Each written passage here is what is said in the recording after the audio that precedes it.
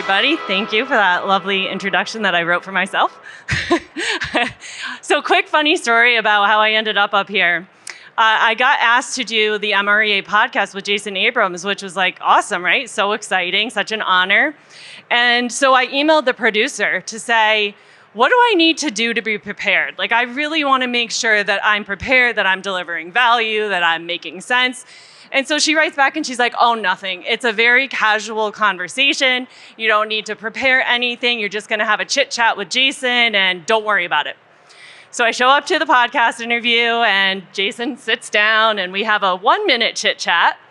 And then he proceeds to say, okay, what's your superpower?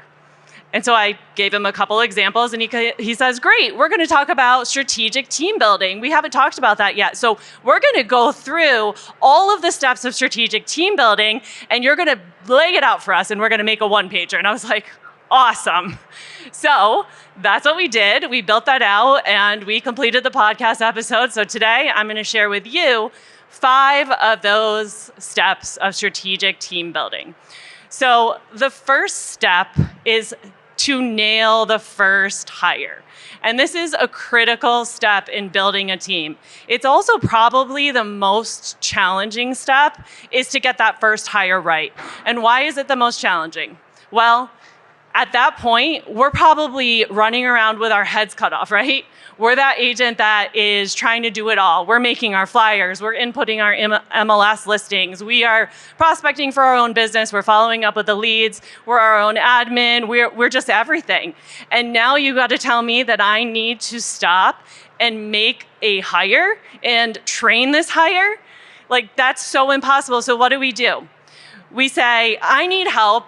My brother's cousin's uncle is unemployed. So why don't we bring them into our business and they are my new admin. Awesome, right? And then they don't work out. And then we repeat the cycle several times, right? So that first hire is so difficult, but it's also the critical piece of your future team. When I made my first hire, the first line to the job description said, the executive assistant is someone willing and able to earn the right to become the assistant executive. Think about that. That's what you're hiring. You're hiring your future assistant executive. You're not just hiring an admin. And if you think of it that way, then you're going to attract that type of person that can take it to that next level with you. Right? That person is going to build your team with you. That's a huge responsibility and you need to take that hire very seriously. So now, why don't we do that? Well, a couple big fears about making that first hire is we're afraid we can't pay them.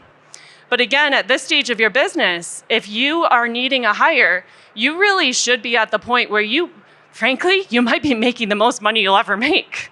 Maybe. So you really shouldn't be afraid to invest, as Caroline said, you got to make that investment into your business. So all you need to have is 3 months. In 3 months, you're going to know if that assistant is going to propel your business into future profitability or if they're not going to be the right fit. And at that point, all you've lost is 3 months of their salary. You don't need to have an entire year's worth of salary saved up in order to make that hire. And then the second thing that gets in people's way is they think that they can do it better and they can do it faster, right? I can make my flyer better. I can input into the MLS better. I might have to teach them and they might do it wrong. Therefore, I can't hire. But that is really a short way of thinking. It's not thinking for the long term. You've got to really invest in this first hire. So that's the first step, is nail the first hire. After you nail that first hire, you've got a rock star. They're your assistant executive. You believe that they can build the future of your company with you. Now you're going to, together, build your systems. And then again, you cringe inside and say, systems, those aren't for me. I'm a salesperson. I'm running around selling everything. I don't care, and I don't know how to build systems.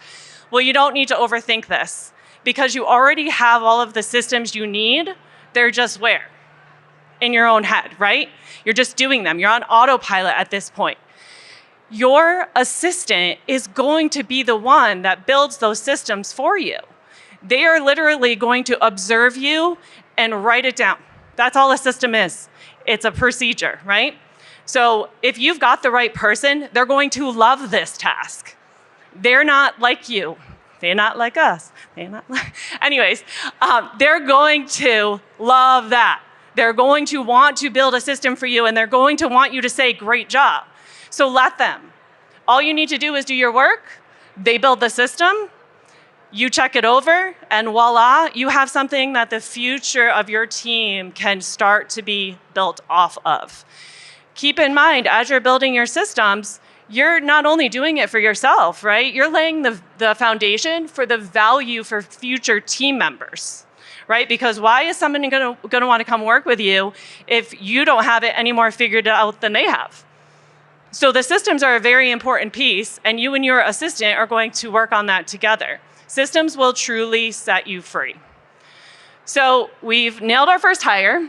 We've built some systems. Now we need to define who we are as a team. We need to authentically define who we are as a team. And why I say authentically like that is because I think we all have, looked in Command or Connect, and we've seen Ben Kinney's MVVB or Tim Heil's MVVB or this person's way of doing it and that person's, and we go, great, that's mine. And we put it on our wall, right? But it's not who we are as an agent, and it's not who our team is going to be. The values and the mission and the beliefs of your team need to be a reflection of you and the authentic value that you bring to the table for your future team. Because you want to attract people that are going to operate in a way that feels authentic to what you're building. So what happens when you copy somebody's mission and vision and you put it on your wall and you attract team members to it and then you don't show up that way, right? So for me, if I started off my values with fun, because I thought that sounded cool and interesting, and then I hired to come join my team, it's super fun, we do all this cool stuff together, and they showed up and they had to work the way we make them work and they had to follow the standards that we expect, they would bounce, right? Because what I attracted them to was not authentically what we had to offer. So it's very important to know who you are as a team. And also remember this, my favorite line, right, Liz? What people join you for is what they will leave you for. So if you are attracting with leads, or if you're attracting with fun, or if you're attracting with, we just do the best job possible, whatever it is that you're attracting to is what could possibly steal a talented person away from you if you don't deliver on it. Okay? So you've made your first hire, you've built your systems, you know who you are as a team, you defined your mission. So your mission is what we do, your vision is why you do it, your values and beliefs are the things that you believe to be true. Now you're going to move into building your team, right? So this is probably the biggest and longest process in the whole thing. You've got to think about, what is my organization going to look like? And luckily for us, we have all of these wonderful tools at Keller Williams, one of them being the MREA, right? The Millionaire Real Estate Agent book. It's our Bible. It has all of the proven models laid out for you. It's critical that you start with a model. So a great model to start out with is a simple organizational chart. Right? So an organizational chart is like that thing in elementary school and we wrote a paragraph and we had a main topic and then we broke off into the details. It's kind of like that, but for an organization. So when it's just you, you're the main idea, right? And you're going to break off, who are the people in my world? So right now, maybe you just have an executive assistant. So it's you and an executive assistant. And then from there, you're going to look at, okay, what type of team is it that I want to build? Because there are different types of teams, right? There's specialist teams. There are teams that provide a high level of value and they provide leverage for their team members and they provide all the leads. And then there's teams that are more of a brokerage model that just, collect as many people as possible and provide little value, and that's okay too. But you have to understand which one that you are so that you can build out your organizational chart for your team. So Once you've done that, now you're going to start attracting that person, right? So how are you going to do that if you don't know what the personality is for the role you're hiring for? At this stage, it's critical to get your education, right? We want to understand how to hire. We want to attend career visioning. We want to make sure that we know what we're looking for a buyer agent, what we're looking for a listing specialist. What are we looking for a director of operations? All of these things have very different personality types because remember your brother's uncle's cousin? Well, that can happen with a buyer's agent too. The first buyer's agent I hired, in our first team meeting, he was playing Pong. And I realized quickly I had made a big mistake. So you really have to commit to being a student of the hiring process as you're building your team. And as Liz Landry would say, there's only one reason why two people get into business together, because they believe by doing so that they will achieve more, right? So what is the value proposition that you have? This ties back to your mission, vision, values, and beliefs. What is that value that you are offering these team members, okay? So the final step is developing yourself as a leader. This is a challenging one, right? Because now we're going from sales. We know how to sell houses. We do it all the time. We might sell hundreds of houses, but now we've got to lead people. And that can be challenging, right? That's different, leading people and not just selling homes. We have to learn to delegate tasks. That was scary when we hired our first assistant, and it's scary when you have a large team that now you have to delegate to. We have to, now think about the org chart, right? You don't want it to be an octopus where it's just you and you have 8 legs. You need to build in structure where you have other leaders. Otherwise, you will be so overwhelmed and you'll never be able to work yourself out of production if that's what you want. So you have to develop leaders. All of this while you're maintaining the culture of your team. So leadership is a journey that should be treated just as equal weight as your hiring journey or as your sales skills journey when you were a new agent. It's just as important to develop yourself as a leader. Gary Keller defines leadership as teaching people how to think so they can do what they need to do when they need to do it, so that they can get what they want when they want it, right? So that's your new job description when you reach that 5th strategic step, is developing yourself as a leader.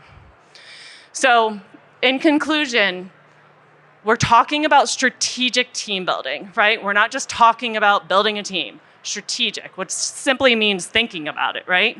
Being purposeful, thinking about it. When you build a team, you should only be building a team for one reason only. It shouldn't be because Keller Williams told me to build a team, so I'm going to go do it. That sounds cool. Shouldn't be because we have the biggest ego on the planet. It shouldn't be because we have a Field of Dreams complex. Build it, they'll come. Okay? It should be simply because you have more leads than you yourself can handle. That's why we build a team. Our business needs to force our growth. Our growth should not force us to keep up in terms of business. Okay? That's all I got. I hope you guys enjoyed. If you want more, MREA podcast episode 44. We actually talk about this for 45 minutes. Thank you.